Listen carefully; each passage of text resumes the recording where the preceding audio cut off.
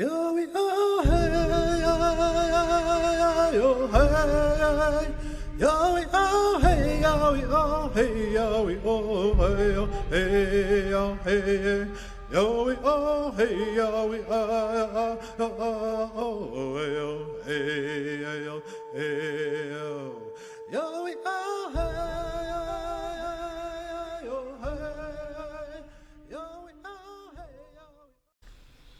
Code Talker by Joseph Bruchac, published by the Penguin Group. Please excuse the mispronunciation of any Navajo words. Chapter 17, First Landing. All through the bombardment, the President Adams and the other 11 transport ships kept moving in closer to shore. When we were off Puruatu, our own guns opened up, firing ranging shots from our 3-inch battery. That way, if anything came back at us from a shore battery, we would have the right range. Nothing came back at us from the island, but our ship's gunners still sprayed it with bursts of 20-millimeter fire as we passed a beam. The Marine who'd been singing started up again as soon as we fired our last burst. We were slowly making our way toward our 8 landing craft, ready for the signal to board. Apparently, our singer was in a different LCVP, and so his voice was getting farther away.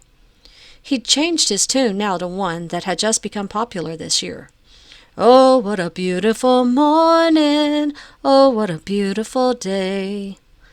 Land the landing force! It was the command everyone had been waiting for. The big chain rattled as our ship dropped anchor. It was 06:45. The landing boat I was in jolted back and forth as it was railroaded over the side. That is the way we did it then, grandchildren. We'd climb into our landing boats before they were lowered into the water. It made things faster at a time when a few seconds could mean the difference between life and death. Ours was a small landing ship designed for troops, not one of the huge LSTs that carried in trucks and tanks. There were just 30 of us on board. I sat there. 5 minutes passed, then 10, waiting. 20 minutes, then half an hour, waiting and not knowing. Those two things, grandchildren, were always very hard for me. Finally, at 07:15, the command was given.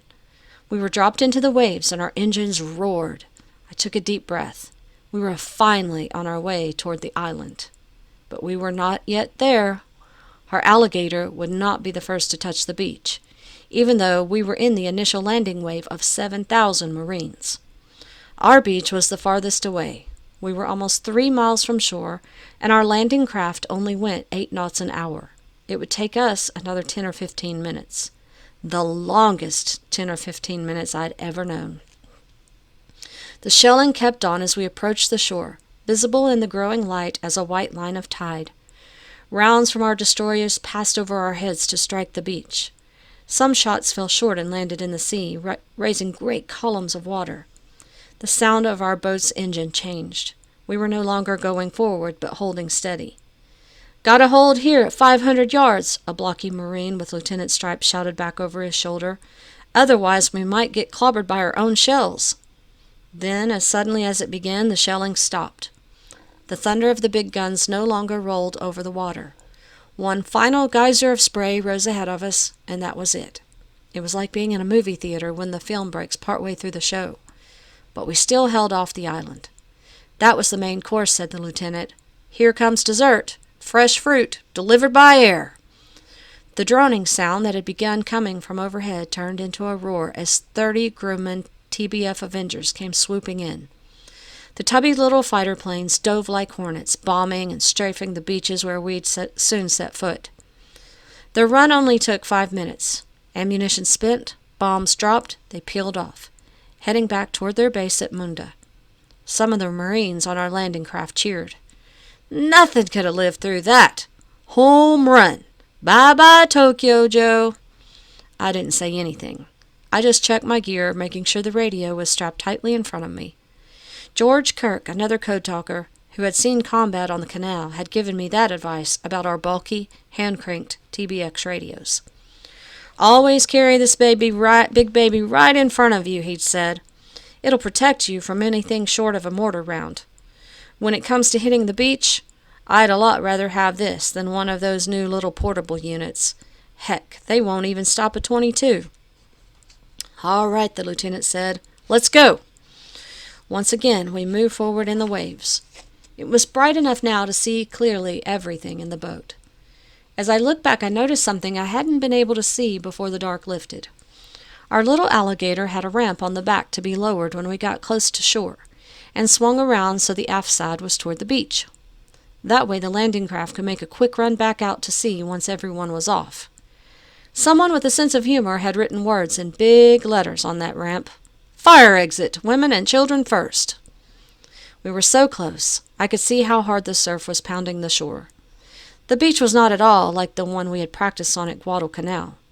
It rose up here from the edge of the water as abruptly as a high wall. 50 yards from that steep beach the guns opened fire. Not ours this time. They were the guns of the Japanese. A round from a Japanese 7.7 hit the waves so close to us that our boat rocked like a toy swatted by a giant. But we kept going, bullets pinging off the prow. "Keep your heads down," the lieutenant yelled. "Get ready to go." There were 8 boats in our wave. As we swung around, I saw the boat to our starboard side take a direct hit. It rose up out of the water in an explosion of smoke and flame and spray. When it fell back, it looked as if it had been crushed in a huge fist. Then our ramp grated on the sand. "Go, go, go!" It was not just the lieutenant shouting. We were all yelling that word, and we went. Someone's hand was on my shoulder as we all surged forward, leaping or stumbling onto the beach, firing our weapons in the directions that it seemed the bullets were coming from, falling onto our bellies to get under the deadly crossfire, crawling up that wall of sand to find ourselves confronted by the jungle's thick walls of green. Despite all that confusion, the noise of hostile fire, the sound of men crying out as they were hit by shrapnel and bullets, we kept pushing forward. Our training took over, even though some of us were so confused and afraid we could hardly think. The 5 boats that survived pulled back from shore to the President Adams for another load. I don't remember digging a foxhole, but I found myself inside one, my shovel stuck in the moist dark sand, tree roots at the bottom of the 4-foot deep hole. The sounds of firing were still all around me as the Japanese continued to cover the beach with their well-planned ambush. Another Marine, close to twice my size, was next to me. I was tying a handkerchief around his arm, which had been wounded by shrapnel. It was Georgia Boy. I hadn't known he was in the landing craft with me, but it must have been his hand on my shoulder urging me forward as we hit the beach. "Chief," he said, "y'all are one tough little Navajo. You know y'all drug me in here with one hand?" I finished knotting the bandage, and Georgia Boy leaned back against the wall of our foxhole. As I looked at my watch, I noticed that my fingernails were broken and bleeding. It was 08:45. Of the 12 landing zones, our beach, Blue Beach 1, was the worst. Despite the sound and fury of our shelling and our air attack, the Japanese pillboxes had been untouched. Dug deep into the coral 10 yards back from the beach, roofed with coconut palm logs and concealed under a thatch of leaves, 300 Japanese had waited out the storm. Our hundreds of rounds of 5-inch shells had all either landed too short or too far inland, or exploded overhead when they hit the palm trees. I looked back down at Blue Beach 1. It was a mess. The surf and the high sand wall had made it impossible to unload the tanks. They were bogged down and stuck. Dozens of landing craft were broached and stranded, some so badly damaged by the surf and the coral reef that they'd have to be towed back for repair. However, the main concentration of Japanese defenders had been where we made our landing. Everywhere else there had been only light resistance. By nightfall, despite our problems, we had once again managed to bring almost 14,000 Marines and 6,000 tons of equipment on shore. Our command post was set up at Cape Torquena. Our Navajo net began sending messages from the commanders concerning operational orders. Everything from the rear echelon to the front echelon and back was sent through us. So I had a clearer picture than most. 70 Marines killed or missing, another 124 wounded. The Japanese had resisted hard, but our superior numbers had finally forced them to disappear back into the jungle. By the late afternoon, everything was as quiet as a picture postcard. It had been a long, strange day. Some of the Solomon Islanders who had been watching our invasion from the jungle came out and began wandering around the beach. They were happy to see us.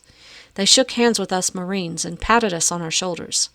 The natives were all barefoot and almost naked. Some of them carried bows and quivers of arrows.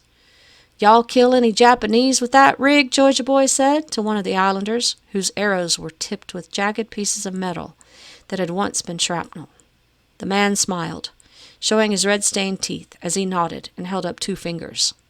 Suddenly a mortar shell came whistling in, landed 200 feet away, and exploded. Georgia Boy dove down into our foxhole. The native man, who'd survived months of enemy occupation, didn't even flinch. He waved his hand. "Him fella bomb fall too far to hurt we. I hear him coming long time. Want fruit?" Then he handed us a bunch of bananas.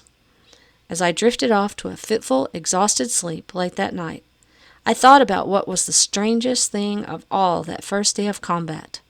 All that fighting had happened without seeing even one Japanese soldier.